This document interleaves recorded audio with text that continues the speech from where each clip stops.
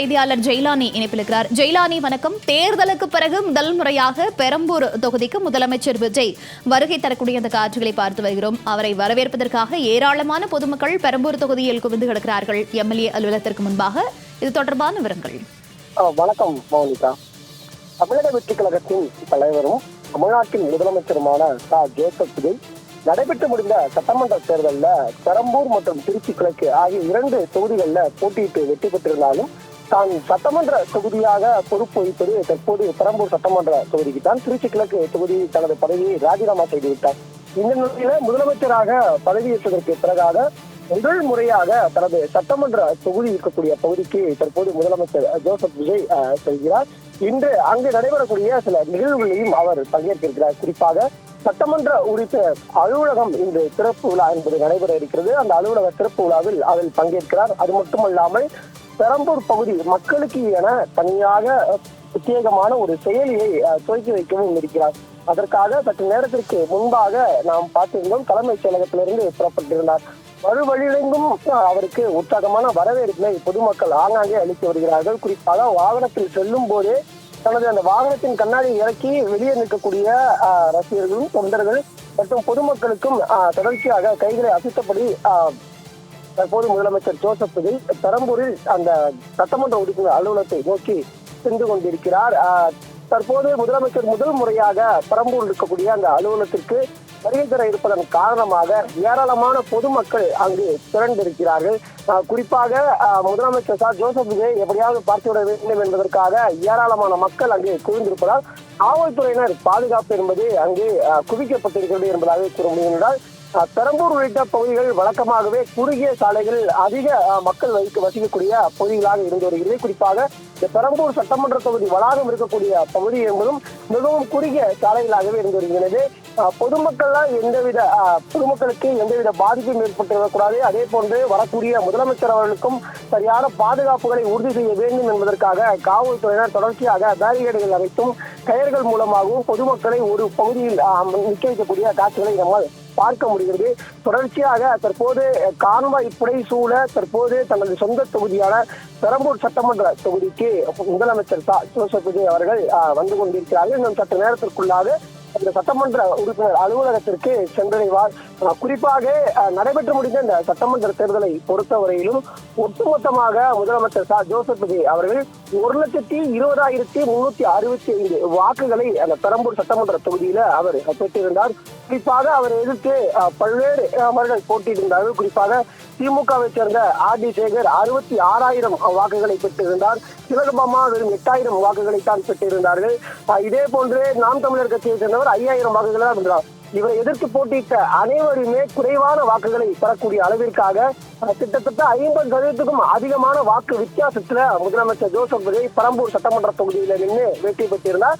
அவர் போட்டியிட்ட 2 தொகுதிகளிலுமே அவர் வெற்றி பெற்றிருந்தாலும் அவர் விரும்பக்கூடிய தொகுதியாக பெரம்பூர் சட்டமன்ற தொகுதி இருக்கிறது. அதன் காரணமாகவே அங்கு சட்டமன்ற உறுப்பினராக தான் தொடர்வதாகவும் திருச்சி கிழக்கு சட்டமன்ற தொகுதியை தான் ராஜினாமா செய்துவிட்டு முதலாவதாக ராஜினாமா செய்த அந்த திருச்சி கிழக்கு சட்டமன்ற தொகுதிக்கு சென்று ராஜினாமா செய்ததற்கான காரணத்தை விளக்கியிருந்தார். அதே போன்று அங்கு ராஜினாமா செய்திருந்தாலும் அந்த தொகுதியும் எனது சொந்த தொகுதியாகவே நான் செயல்படுவேன் என்பதாகவும் தெரிவித்திருந்தார். அது மட்டுமல்லாது ஒட்டுமொத்த தமிழ்நாட்டில் இருக்கக்கூடிய அனைத்து சட்டமன்ற தொகுதிகளுமே என்னுடைய சொந்த தொகுதியாகவே நான் செயல்படுவேன் என்பதாக முதலமைச்சர் அவர்கள் ஏற்கனவே மேடைகளில் உரையாற்றியிருந்தார். இந்த நிலையில தான் போட்டியிட்டு வெற்றி பெற்றிருந்த அந்த தொகுதியில தற்போது பொதுமக்களை சந்திப்பதற்காக திட்டமிட்டிருந்தார். முதற்கட்டமாக அவரது சட்டமன்ற உறுப்பினர் அலுவலக திறப்பு விழா என்பது இன்றைய தினம் நடைபெற இருக்கிறது. அதற்காக திட்டமிட்டபடி 3:15 மணி அளவிற்காக அவர் புறப்படுவார் என்பதாக கூறப்பட்டது. அந்த மணி அளவிற்காக தலைமைச் செயலகத்திலிருந்து புறப்பட்டு விட்டார். இன்னும் சற்று நேரத்திற்குள்ளாக அவர் இலக்கை அடைவார். குறிப்பாக அந்த சட்டமன்ற உறுப்பினர் புதிதாக மேம்படுத்தப்பட்டிருக்கக்கூடிய அந்த சட்டமன்ற உறுப்பினர் அலுவலகம் என்பது திறக்கப்படும். அதற்கு பிறகாக அடுத்தடுத்த கட்டமாக பல்வேறு பணிகளை அவர் மேற்கொள்ள இருக்கிறார். குறிப்பாக புதிதாக திறக்க இருக்கக்கூடிய அந்த நியாயவிலை கடையை பார்வையிட இருக்கிறார். அதே போன்று அங்கு இருக்கக்கூடிய பணிமனையை ஆராய இருக்கிறார். அதே போன்று பெரம்பூர் பகுதி மக்களின் குறைகளை தீர்ப்பதற்காக பெரம்பூர் பகுதி மக்களின் குறைகளை கேட்டறிவதற்காக ஏராளமான திட்டங்களை செயல்படுத்த இருக்கிறார். அது தொடர்பான அறிவிப்புகளும் வெளியாகுமா என்ற ஒரு எதிர்பார்ப்பும் இருக்கிறது. அதற்கு பிரத்யேகமாக பெரம்பூர் பகுதி மக்கள் அவர்களது குறைகளை முதலமைச்சர் ஜோசப் விஜய்க்கு தெரிவிக்க வேண்டும் என்பதற்காக பிரத்யேக செயலி என்பது அறிமுகப்படுத்தப்பட்டிருக்கிறது. இது தொடர்பான தகவல்களை நாம் முன்பே பதிவு செய்திருக்கிறோம். அந்த செயலியின் செயல்பாடுகள் என்னவாக இருக்கும், அந்த செயலி எப்படி உருவாக்கப்பட்டிருக்கிறது என்பது தொடர்பான விவரங்களை நாம் பார்த்திருக்கிறோம். தற்போது நாம் தொலைக்காட்சி வாயிலாக பார்க்கக்கூடிய காட்சிகள் நமக்கு தெளிவாக உணர்த்தும். முதலமைச்சர் வருகை தரக்கூடிய அந்த பெரம்பூர் பிரதான சாலை முழுவதுமாகவே 2 புறங்களிலுமே தடுப்புகள் என்பது அமைக்கப்பட்டிருக்கிறது. ஒரு புறத்துல காவல்துறையினர் அந்த சென்டர் மீடியேட் என்று சொல்லக்கூடிய அந்த சென்டர் மீடியேட் இருக்கிறது. மற்றொரு புறத்துல கருப்பு பேரிகேடுகள், இரும்பு கம்பிகளால் அமைக்கப்படக்கூடிய அந்த கருப்பு பேரிகேடுகள் அமைக்கப்பட்டிருக்கிறது. தொண்டர்கள் மற்றும் பொதுமக்கள் ஏராளமானோர் சாலையில 2 புறங்களிலையும் வரிசை கட்டி நிற்கிறார்கள். அது மட்டுமல்லாமல் சிலர் தொண்டர்கள் தொடர்ச்சியாக முதலமைச்சர் ஜோசப் விஜயை சந்திக்க வேண்டும் என்பதற்காக தொடர்ச்சியாக அந்த வாகனங்களை அணிவகுத்து பின்னாலே ஓடி வரக்கூடிய காட்சிகளை நம்மால் ஒரு புறத்துல பார்க்க முடிகிறது. எனவே முதலமைச்சருக்கு அந்த பாதுகாப்பு ஏற்கனவே அவருக்கு Z+ பாதுகாப்பு என்பது வழங்கப்பட்டிருக்கிறது. கூடுதலாக அந்த சொந்த தொகுதிக்கு முதல் முறையாக செல்வதன் காரணமாக கூடுதலாக தமிழ்நாடு காவல்துறையினரும் அதிக அளவிற்கான காவல்துறையினர் பாதுகாப்பை போட்டிருக்கிறார்கள்.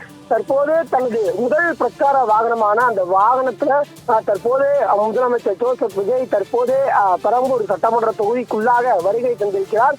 வருகை தந்த முதலமைச்சரை ஏராளமான பொதுமக்கள் உற்சாக கோஷங்களோடும் தொடர்ச்சியாக முதலமைச்சர் ஜோசப் விஜயை பார்த்து கையை அசைத்தபடியும் அவருக்கு வரவேற்பை அளித்து வருகிறார்கள். அந்த காட்சியை நம்மால் பார்க்க முடியும். குறிப்பாக நம்மால் பார்க்க முடியுமா, அதாவது பெரம்பூருடைய பிரதான சாலை, அந்த பிரதான சாலையில 2 புறங்களிலுமே பொதுமக்கள் புடைசூழ நின்று கொண்டிருக்கிறார்கள். பொதுமக்கள் யாரும் உள்ளே வந்துவிடக் கூடாது என்பதற்காக காவல்துறையினர் அனைவருமே கிட்டத்தட்ட 3 கிலோமீட்டர் அளவிற்காக தற்போது நாம் பார்க்கக்கூடிய காட்சிகள் நம்மால் தெரிகிறது. அந்த கான்வாய் வாகனங்கள் அணிவித்து வரக்கூடிய காட்சிகளை நம்மால் பார்க்க முடிகிறது. அந்த சாலை முழுவதுமாகவே காவல்துறையினரும் வலது பக்கம் முழுவதுமாகவே நின்று வருகிறார்கள். காவல்துறையினர் எந்த ஒரு பொதுமக்களும் சாலைகளுக்குள்ளாகவோ அல்லது வாகனங்களுக்குள்ளாகவோ ஓடி வந்துவிடக் கூடாது என்பதை அந்த கண்ணும் கத்துமாக தொடர்ச்சியாக தீவிர பாதுகாப்புல ஈடுபட்டு வராங்க. இன்னும் சற்று நேரத்திற்குள்ளாக அவர் அந்த பெரம்பூர் புதிதாக மேம்படுத்தப்பட்டிருக்கக்கூடிய இந்த பெரம்பூர் சட்டமன்ற அலுவலகத்திற்கு சென்றடைவார். அங்கு சென்றதற்கு பிறகாக திட்டமிட்டபடி அந்த அலுவலகம் திறந்து வைக்கப்படும். அலுவலகத்தில் இருந்து பெரம்பூர் மக்களுக்கான அந்த பிரத்யேக செய்தியை தொடங்கி வைப்பார். அதற்கு பிறகு அடுத்தடுத்த பணிகளை அவர் மேற்கொள்ள இருக்கிறார். மோனிகா, ஜெயலானி, நீங்கள் குறிப்பிட்டது போல தமிழகத்தில் உள்ள அனைத்து 234 தொகுதிகளிலுமே தற்பொழுது பெரம்பூர் தொகுதி மிக முக்கியத்துவம் வாய்ந்த தொகுதி. காரணம் என்னவென்றால் அது தமிழக முதல்வரின் தொகுதி. தமிழக முதல்வராக இருக்கக்கூடிய விஜய் அவர்கள் கடந்த சட்டமன்ற தேர்தலிலே போட்டியிட்ட பொழுது 2 தொகுதிகள், அதாவது ஒன்று பெரம்பூர், இன்னொன்று திருச்சி கிழக்கு, 2லுமே போட்டியிட்டு 2லுமே மகத்தான வெற்றியும் பெற்று தற்பொழுது முதல்வராக பதவியேற்றிருக்கிறார். முதல்வராக பதவியேற்ற பிறகு திருச்சி கிழக்கு தொகுதியை ராஜினாமா செய்திருந்தாலும் பெரம்பூர் தொகுதியை தக்க வைத்துக் கொண்ட முதல்வர் விஜய் அவர்கள் தற்பொழுது சொந்த தொகுதியான பெரம்பூருக்கு சென்று கொண்டிருக்கக்கூடிய அந்த காட்சிகளை தற்பொழுது ஜெயா+ல் நாம் நேரலையில் பார்த்து கொண்டிருக்கிறோம். வழிநெடுகிலும் பொதுமக்கள் உற்சாக வரவேற்பு கொடுத்து கொண்டிருக்கிறார்கள்.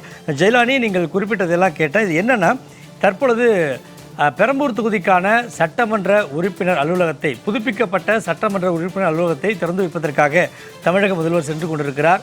மேலும் பெரம்பூர் தொகுதி மக்களுக்கு பல தேவைகள் இருக்கிறது. என்ன மாதிரியான திட்டங்களை அறிவிக்கப் போவதாக தகவல் வெளியாகி இருக்கிறது. அதாவது முதல்வரின் இந்த பயணம் அந்த தொகுதி மக்களுக்கு, குறிப்பிட்ட அந்த தொகுதி மக்களுக்கு என்ன மாதிரியான ஒரு திட்டங்களை அறிவிக்க வாய்ப்பு இருக்கிறது? நிச்சயமாக.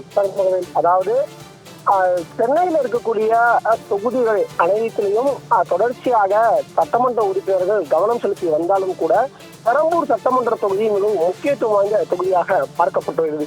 அதற்கான காரணம் என்னவென்றால் சிறுபான்மையின மக்கள் மட்டுமல்லாது அனைத்து சமுதாய மக்களும் ஒன்றிணைந்து அதிகமாக வசிக்கக்கூடிய பகுதியாகவும், குறிப்பாக மக்கள் புழக்கம் அதிகமாக இருக்கும், அதே போன்று சாலைகள் குறுகலாக இருக்கும் என அதிகமாக உழைக்கும் மக்கள் வசிக்கக்கூடிய பகுதிகளில் ஒன்றாக அந்த தொகுதி இருந்து வருகிறது. அது மட்டுமில்லாமல் தமிழகத்தின் முதலமைச்சராக இருக்கக்கூடிய ஜோசப் விஜய் அவர்கள் இன்று வெற்றி பெற்ற முதலமைச்சருடைய சட்டமன்ற தொகுதி.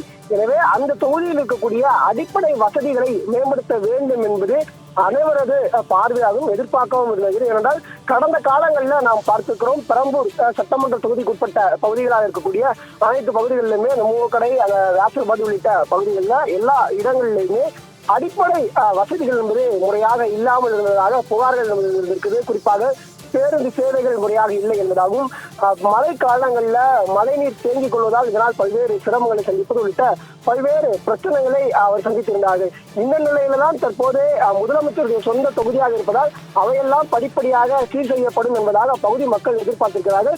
தற்போது நாம் பார்க்கக்கூடிய காட்சிகள் நமக்கு உணர்த்தும் சற்று நேரத்துக்குள்ள முன்பாகத்தான் தற்போது முதலமைச்சர் ஜோசப் விஜய் அவர்கள் தற்போது தனது சொந்த தொகுதியான பெரம்பூர் சட்டமன்ற தொகுதி அந்த சட்டமன்ற உறுப்பினர் வளாக திறந்திருக்கக்கூடிய அந்த சட்டமன்ற வளாகத்திற்கு வருகை தந்திருக்கிறார்.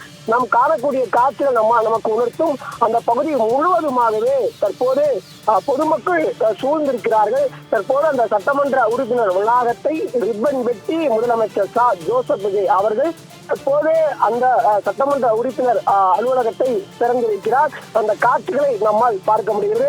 அவருடன் பெரம்பூர் தொகுதி மாவட்ட செயலர் தமிழக வெற்றி கழகத்தின் மாவட்ட செயலாளர் மற்றும் தமிழ்நாட்டு விளையாட்டு மற்றும் பொதுப்பணித்துறை அமைச்சர் ஆதவ் அர்ஜுனா மற்றும் ஏராளமான சட்டமன்ற உறுப்பினர்கள் என அனைவருமே அங்கே வருகை தந்திருக்கிறார்கள். அந்த காட்சிகள் நம்மால் பார்க்க முடிகிறது. குறிப்பாக அமைச்சர் வெங்கட்ரமணன் உள்ளிட்ட ஏராளமானோர் அங்கே இருந்திருக்கிறார்கள். தொடர்ச்சியாக நாம் பார்க்க முடிகிறது. தற்போது அந்த ரிப்பன் வெட்டி அதை திறந்து வைத்ததற்கு பிறகாக தற்போது அலுவலகத்திற்குள்ளாக செல்கிறார்.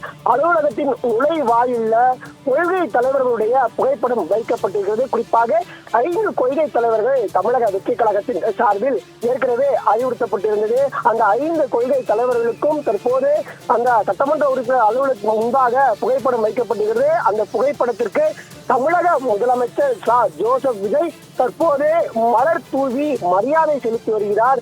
ஏற்கனவே அவர் தெரிவித்திருந்தார், சமூக நீதியை மையப்படுத்தி தமிழக வெற்றி கழகம் செயல்படும் என்பதாக தெரிவித்திருந்தார். அது தொடர்பாக தனது முதல் கட்சி நிகழ்ச்சியிலேயே மேடையிலேயே கொள்கை தலைவர்களையும் தமிழக வெற்றி கழகத்தின் கொள்கையும் தமிழக வெற்றி கழகத்தின் செயல்பாடுகளும் எதை நோக்கி பயணிக்கும் என்பதாக அறிவித்திருந்தார். அதன் அடிப்படையில ஒவ்வொரு நிகழ்விலையும் கொள்கை தலைவர்களுக்கு கொடுக்க வேண்டிய மரியாதையை அவர்கள் தொடர்ச்சியாக கொடுத்து வந்தார்கள். அந்த அடிப்படையில் தான் தற்போது முதலமைச்சர் ஜோசப் விஜய் தனது சொந்த தொகுதி மக்களுக்கு என சட்டமன்ற உறுப்பினர் அலுவலக சிறப்பு விழாவில் தற்போது ரிப்பன் வெட்டி அலுவலகத்தை திறந்ததற்கு உடனாகவே கொள்கை தலைவராக இருக்கக்கூடிய கொள்கை தலைவர் 5 மரியாதை செலுத்தக்கூடிய காட்சிகளை நம்மால் பார்க்க முடிகிறது. தற்போது சட்டமன்ற அலுவலகம் புதிதாக மேம்படுத்தப்பட்டிருக்கக்கூடிய பெரம்பூர் சட்டமன்ற அலுவலக திறப்பு விழா திறக்கப்பட்டது. அதற்குள்ளாக சென்று தற்போது அலுவலகம் எப்படி இருக்கிறது என்பது தொடர்பாக முதலமைச்சர் ஜோசப் விஜய் அவர்கள் தற்போது பார்வையிட்டு வருகிறார். அந்த காட்சிகளை நம்மால் பார்க்க முடிகிறது. உடன் அமைச்சர்கள், தமிழக வெற்றி கழகத்தின் அப்பகுதியில் இருக்கக்கூடிய மாவட்ட பொறுப்பாளர்கள், அரசு அதிகாரிகள் என ஏராளமானோர் உடன் இருக்கிறார்கள். அங்கு சென்று அதிகாரிகள் தற்போது முதலமைச்சர் ஜோசப் விஜயிடம் இந்த அலுவலகத்தில் எங்கெங்கே எது போன்ற செயல்பாடுகள் இருக்கிறது என்பது தொடர்பாக தற்போது விளக்கி வருகிறார்கள். இதற்கு பிறகாக இன்னும் சற்று நேரத்திற்குள்ளாக பெரம்பூர் சட்டமன்ற தொகுதி மக்களுக்கு என பிரத்யேக செயலியை அறிமுகப்படுத்த இருக்கிறார். நீங்கள் முன்பே கேட்டிருந்தீர்கள், பெரம்பூர் தொகுதி மக்களுக்கு என பல்வேறு கோரிக்கைகள் இருக்கிறது, எது மாதிரியான திட்டங்கள் அறிவிக்கப்படும் என்பது தொடர்பான கேள்விகளை முன்வைத்திருந்தீர்கள்.